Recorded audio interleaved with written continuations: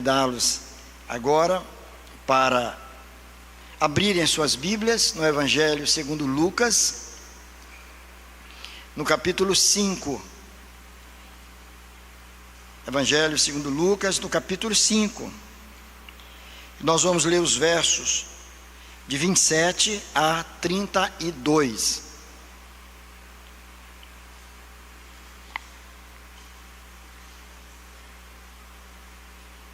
Lucas 5, de 27 a 32.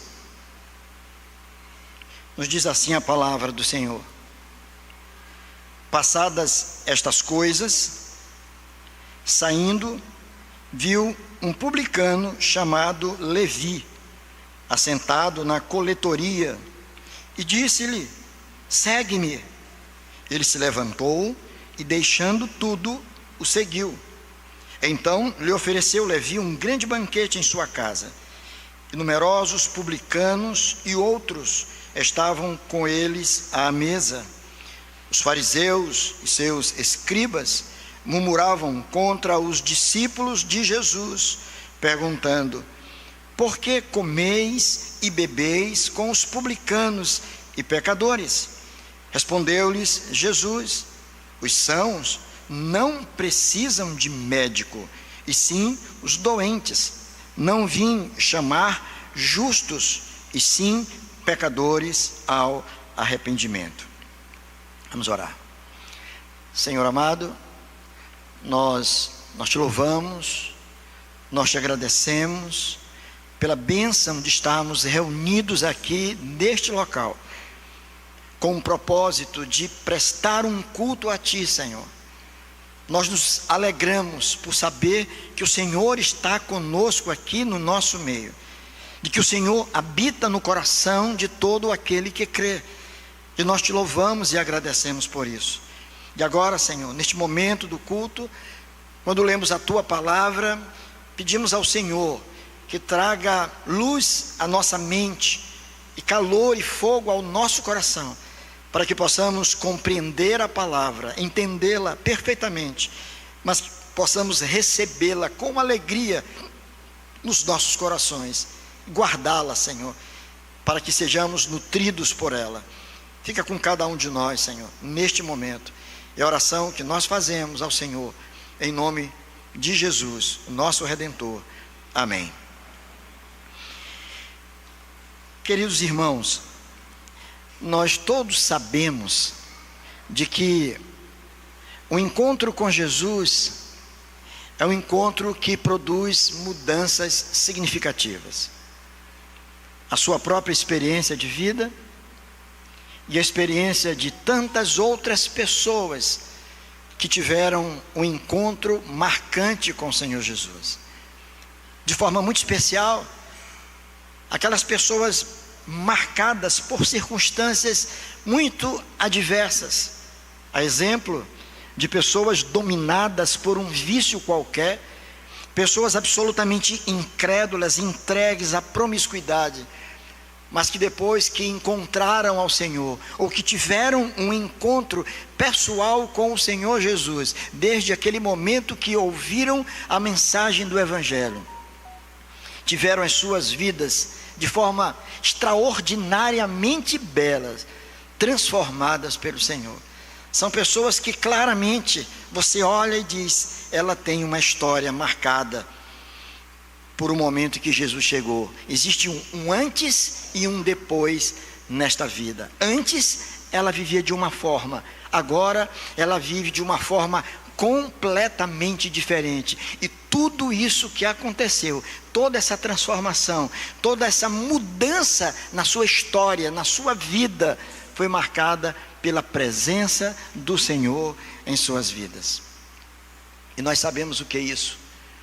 Nós sabemos perfeitamente o que é ter Jesus habitando no nosso coração. Nós sabemos perfeitamente o que é ouvir a voz do Senhor a falar conosco. O fato é que, muitas vezes, irmãos, nós cometemos um erro muito grande. Quando nós, ao olharmos para determinadas pessoas, você dizer: eu não creio, eu não consigo imaginar que esta pessoa possa vir a ser diferente do que ela é. Eu não posso imaginar esta pessoa agora com a sua vida entregue ao Jesus. E a gente, muitas vezes, por conta desse entendimento, você deixa até mesmo de orar por pessoas que insistem em viver na rebeldia, por pessoas que estão distantes do Senhor, por pessoas que você diz, para este ou para esta não tem jeito, esta é uma situação já carimbada, não tem mais o que fazer. É quando nós precisamos voltar os nossos olhos para a palavra e saber que o nosso Deus é o Deus dos impossíveis, é um Deus que transforma vidas, é um Deus que reverte qualquer quadro, mesmo aqueles onde alguém já disse, não tem jeito. O texto que nós lemos trata-se da história, ou do início da história cristã na vida de um homem que tem por nome Levi. Levi é o mesmo Mateus. Levi, este nome é de origem judaica. Já Mateus é um nome de origem romana. Mas você olha Levi aqui em Lucas, lendo o mesmo caso, o mesmo fato, lá em Mateus, o nome que aparece lá é Mateus. Eu quero chamar sua atenção para as informações que o texto dá acerca desse homem e do que na verdade aconteceu em sua vida. Eu poderia dizer aqui já de antemão que seria este talvez um caso daqueles que nós poderíamos chamar de improváveis, dos improváveis. O texto nos diz claramente que passadas estas coisas, isto é, tudo aquilo que Jesus já havia realizado até então, saindo, viu um publicano. A afirmação que nós temos nesse texto acerca de Levi é de que ele era um publicano. Que era um publicano? E esta expressão, ela não aparece aí por acaso. Vejam que o texto não vai falar se ele era muito jovem, se ele era um homem de mais idade, não diz se ele era um homem casado, solteiro, se ele tinha filhos. O texto vai dizer que Levi era um publicano. E o que vinha a ser um publicano? Era um funcionário público.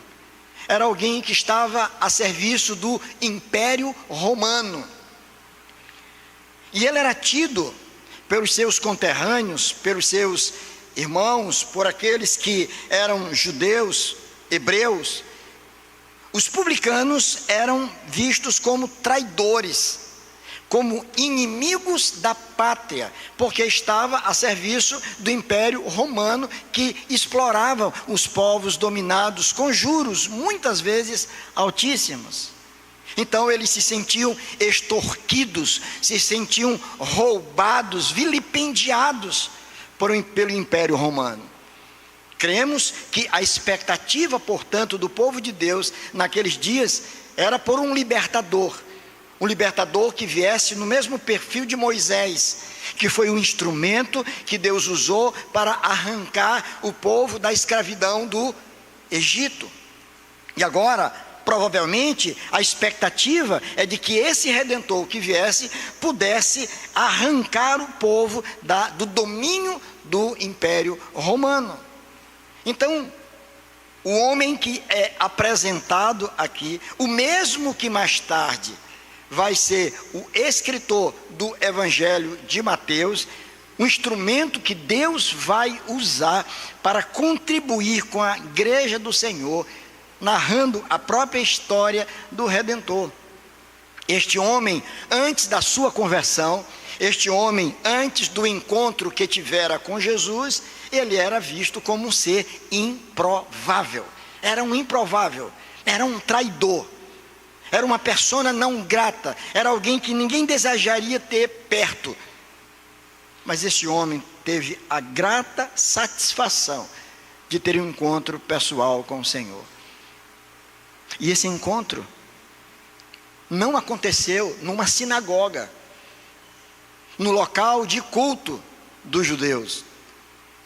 Este encontro não aconteceu numa reunião de oração à beira de um rio, como foi o caso de Paulo lá em Filipos, encontrando Lídia e as irmãs que oravam. Esse encontro não aconteceu em um ajuntamento solene, em um culto qualquer. O Senhor Jesus encontrou aquele homem exatamente no seu ambiente de trabalho, lá onde ele estava, lá onde ele funcionava como um servo do Império Romano. Isso para nós é importante. Por que é importante? Porque o Senhor é tão maravilhoso que Ele não alcança pessoas simplesmente quando estas pessoas estão dentro de um culto, numa igreja, cultuando a Deus. Sem dúvida alguma, este é o espaço mais adequado e propício por conta da exposição da palavra, para que corações sejam alcançados pela palavra do Senhor, pela graça bendita de Deus. E de fato isso é o que vem acontecendo em todos os lugares onde a palavra do Senhor ela é exposta fielmente, é onde Deus vai falando aos corações.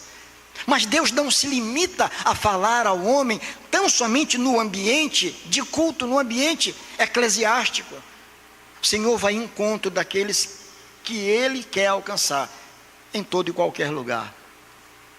Aquele homem estava no seu ambiente de trabalho, no ambiente onde ele, quem sabe, assim como tantos publicanos que eram vistos também como ladrões, porque além de cobrarem impostos a favor do Império Romano, eram pessoas que extorquiam o povo, acrescentando algo a mais. Muitos deles se tornaram muito ricos, como foi o caso de Zaqueu, através das suas atividades ilícitas. O Senhor vai exatamente onde aquele homem estava. O Senhor o encontra no seu reino, no seu local de trabalho, no local onde ele operava, onde ele funcionava, e quem sabe até onde ele enriquecia. Foi ali que o Senhor o encontrou. Isso mostra que o Senhor alcança pessoas em tantos lugares distintos. Quantos testemunhos nós já não ouvimos de pessoas que foram alcançadas nos lugares mais estranhos. E o Senhor de alguma forma foi ali ao encontro deles. E por conta de alguém que lhe entregou, quem sabe, um folheto, de alguém que dirigiu uma palavra, de alguém que de alguma maneira fez uma oração por ele, e aquilo foi tão impactante que aonde ele estava, ele teve a sua vida alcançada pelo Senhor. Eu nunca me esqueço, eu acho que até já contei aqui aos irmãos, de uma experiência até de certa forma engraçada, de um homem que foi alcançado enquanto trabalhava refazendo o telhado de uma residência, um pedreiro. Ele estava num telhado, trabalhando, e alguns irmãos dos Gideões Internacionais, que distribuem aquelas bibliazinhas, que vocês sabem, como é pequenininha, entregou numa determinada casa, e a pessoa que os recebeu ali, os tratou com tanta ignorância, que pegou aquele livro e disse: nós não queremos isso aqui, e jogou para cima, jogou para o alto. Por incrível que pareça, irmãos, aquele Novo Testamento foi cair no telhado onde o pedreiro estava trabalhando. Ele se assustou com aquilo, caindo. Ele olhou, foi para casa e levou o livrinho, achou tão bonitinho, e levou para casa. E ele achou de ler o livrinho, começou a ler, começou a gostar da história de Jesus Cristo. E depois ele procurou uma igreja, e ali ele manifestou o desejo de entregar a sua vida a Jesus. E o testemunho desse homem chegou ao conhecimento desses divulgadores, desses comportores. E eles então contam essa história.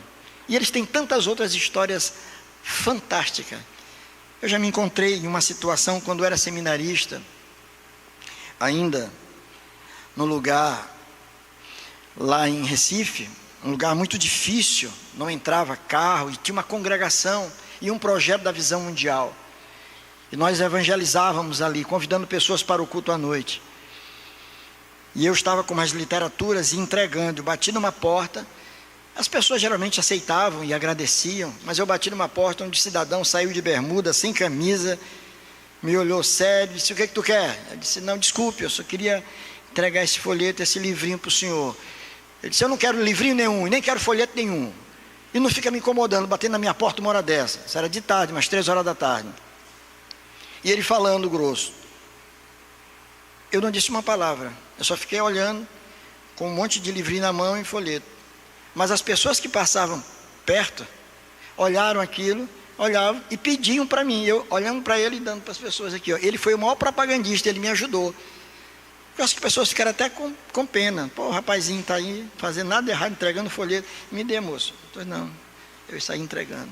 Eu não sei o que aconteceu com a vida daquelas pessoas, mas elas tiveram a oportunidade de receber uma literatura que fala de Jesus.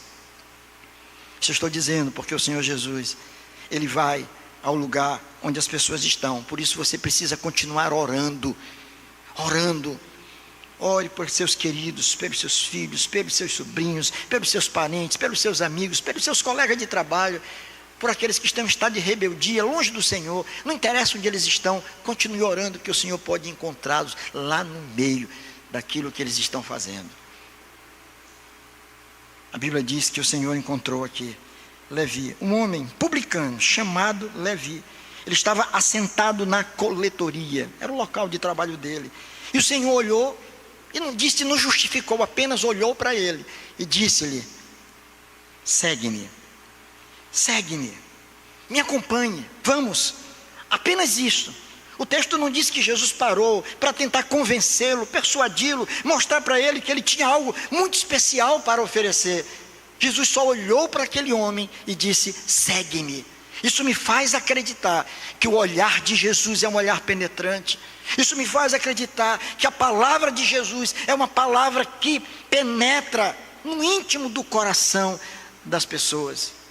E aquele homem, sem saber quem era exatamente que falava com ele, sem saber exatamente quem é que estava diante de si, diz o texto, que ele se levantou imediatamente, na mesma hora que ouviu a palavra, ele se levanta e ele deixa tudo, ele larga tudo, e ele passa a seguir a Jesus.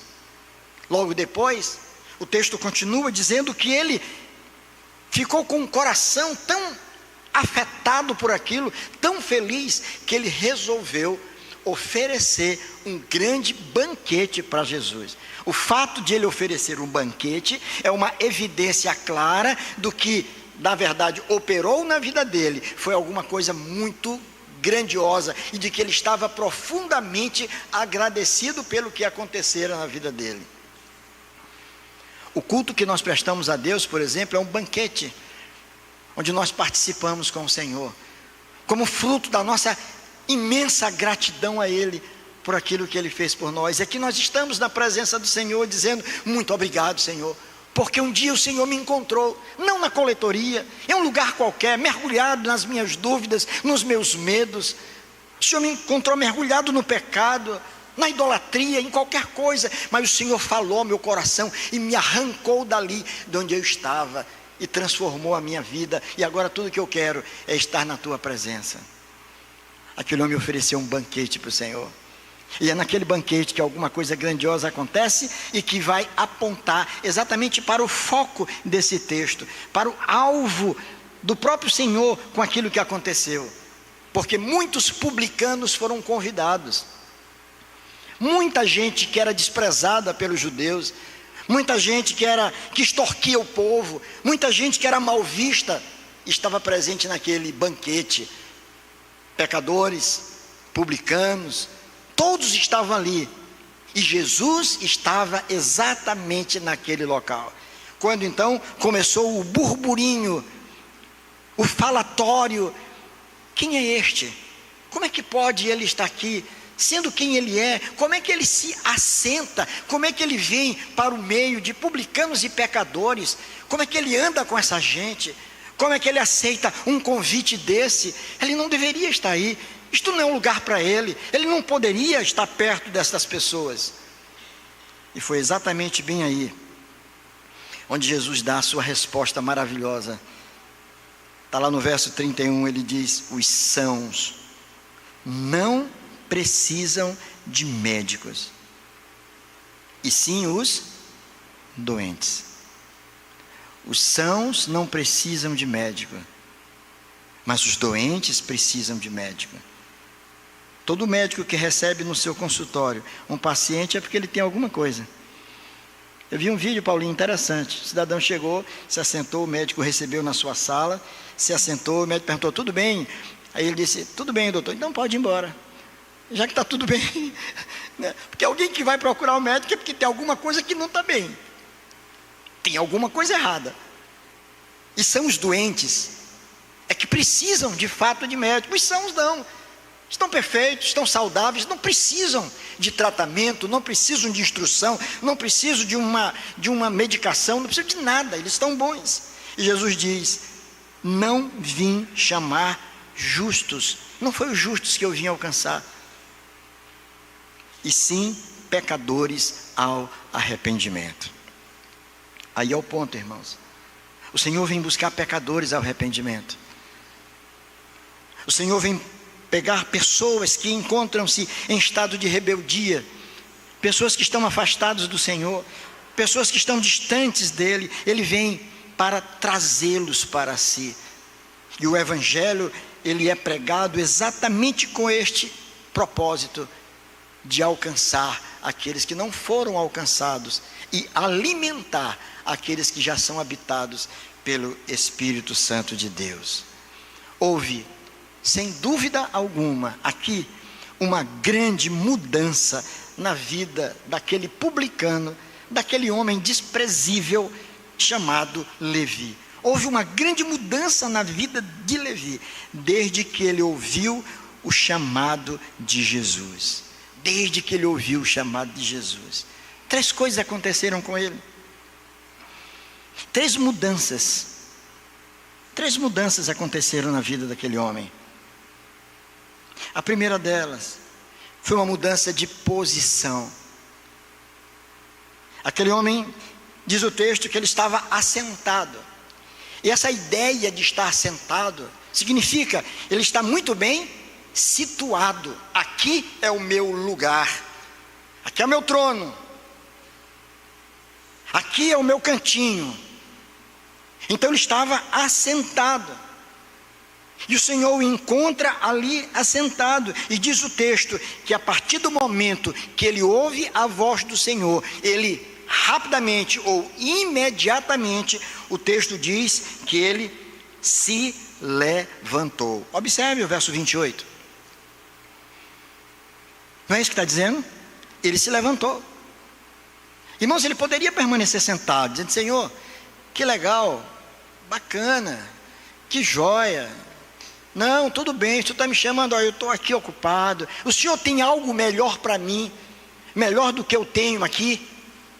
O que o Senhor tem para me oferecer, para que eu possa me sair dessa posição em que eu estou? Eu estou assentado, eu estou numa posição confortável.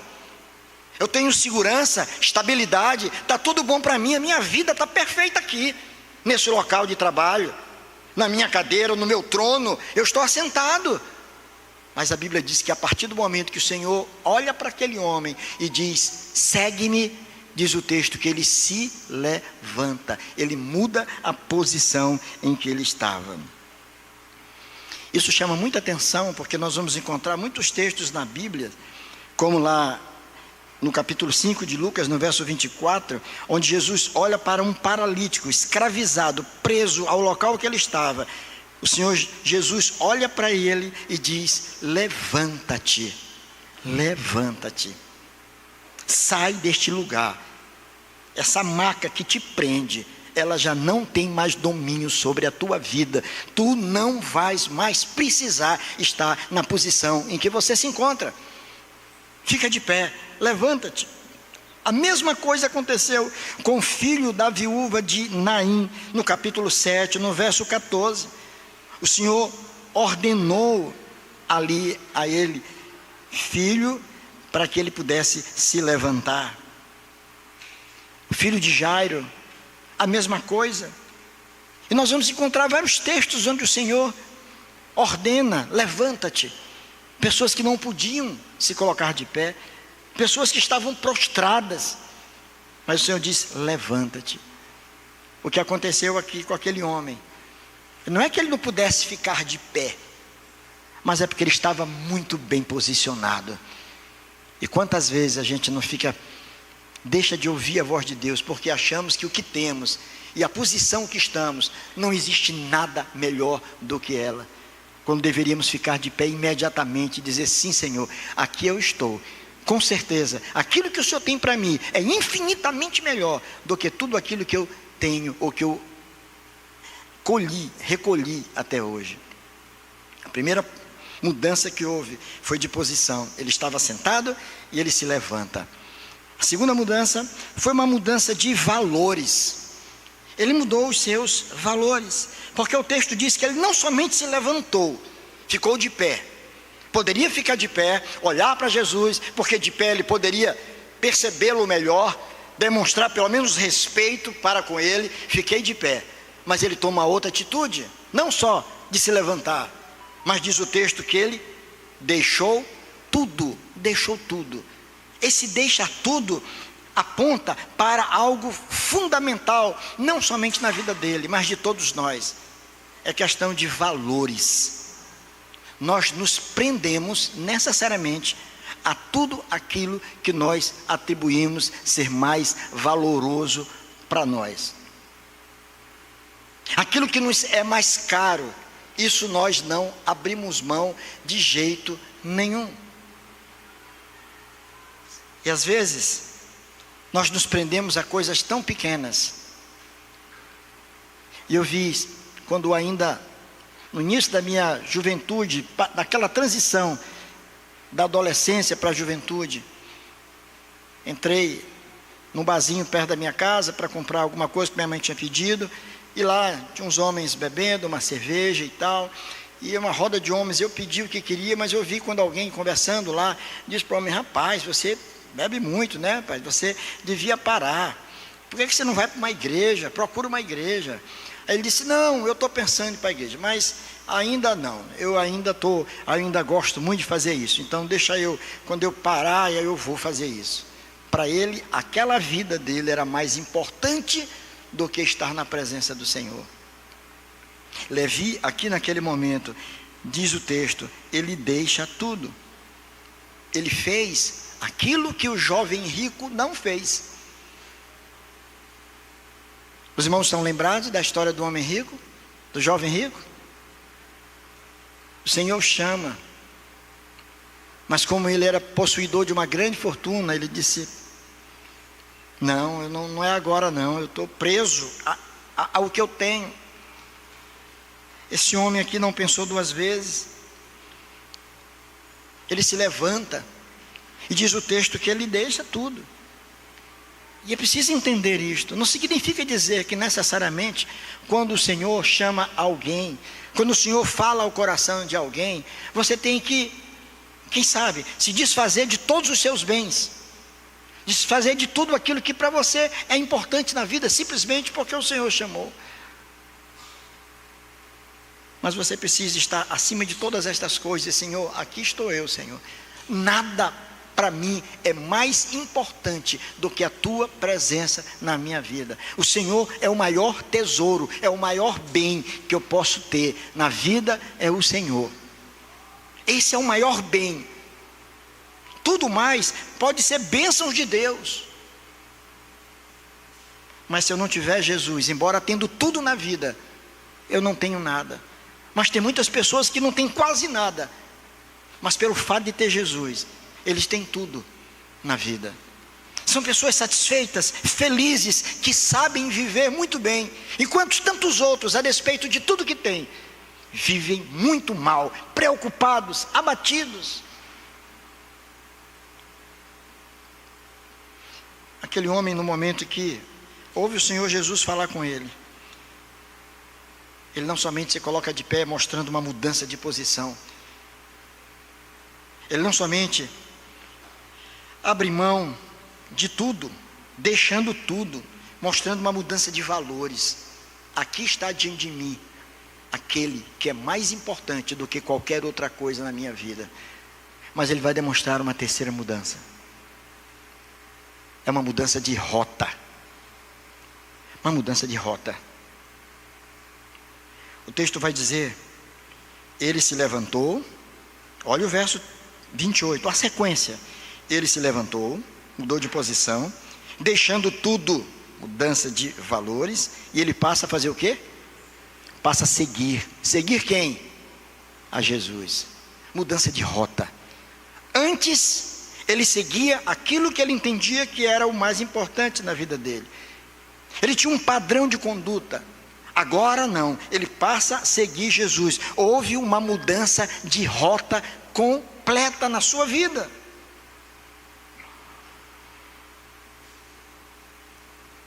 Jesus promove essas mudanças. Há quantas pessoas que dão testemunho por aí que você chora. Você diz: meu Deus, como é que pode? Essa mulher que viveu na prostituição, hoje é uma serva de Deus. Este homem que ficava jogado num canto qualquer, entregue ao alcoolismo, hoje é um servo de Deus.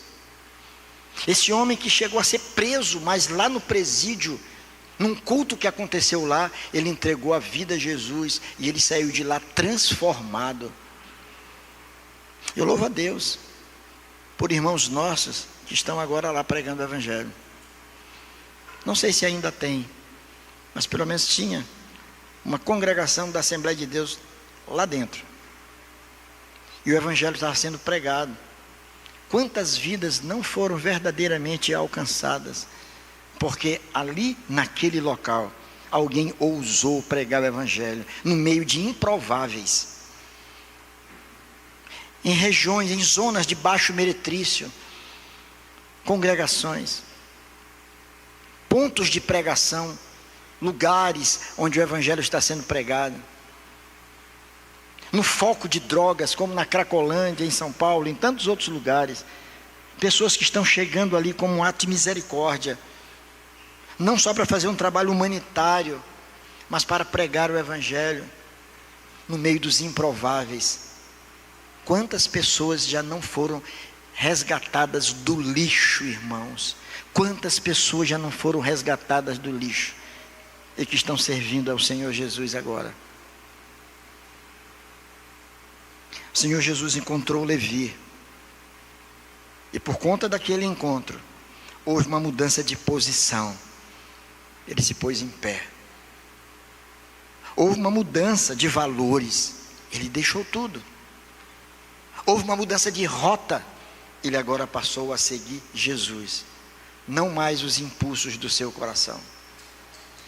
Uma das maiores dificuldades no evangelismo atual, especialmente quem trabalha no meio da juventude, é porque o mundo tem oferecido tanta coisa aparentemente bonita, que eles imaginam: eu sou jovem, eu tenho direito a desfrutar de tudo isso, eu não preciso agora de Jesus, do Evangelho, de igreja, fiquei trancado, quadradão, dentro de um templo. Eu quero curtir a vida, eu quero aproveitar de tudo aquilo que a vida tem, porque para eles aquilo é o que de mais importante a vida pode dar. São pessoas que precisam ter um encontro verdadeiro com Jesus, porque a partir do momento que os seus olhos são abertos, que o seu coração recebe essa grande bênção que é a presença do Espírito Santo de Deus, eles percebem que não existe vida longe do Senhor Jesus. Levi, depois de todas essas mudanças, o texto conclui com ele convidando Jesus para um banquete na sua casa. Eu quero Jesus na minha casa, eu quero Jesus no meu lar, eu quero que os meus amigos, os meus companheiros, aqueles que estavam vivendo que vivem a mesma vida que eu vivi, que eles conheçam o homem que transformou a minha vida, a alegria dele, o desejo dele, de que os seus amigos pudessem conhecer aquele que transformou a sua vida. A minha oração, meus irmãos, é que esse Deus que já promoveu tantas mudanças nas nossas vidas, nos faça entender que nós somos chamados pelo Senhor para sermos instrumentos em suas mãos, de tal maneira que pessoas que não conhecem Jesus, ao olhar para nós, possam ter a oportunidade de conhecê-lo e assim ter a chance de ter as suas vidas também transformadas. Que Deus nos abençoe, irmãos. Que Deus te abençoe, abençoe tua casa. Que a presença de Jesus na tua vida promova todas essas mudanças todos os dias. E que você se deleite com a presença desse Deus maravilhoso que te ama, que um dia te encontrou, não numa coletoria, não no banco de uma universidade, quem sabe foi lá, mas em qualquer outro lugar. O fato é que Ele te encontrou, Ele te chamou e Ele te recebeu. Que Deus nos abençoe. Amém.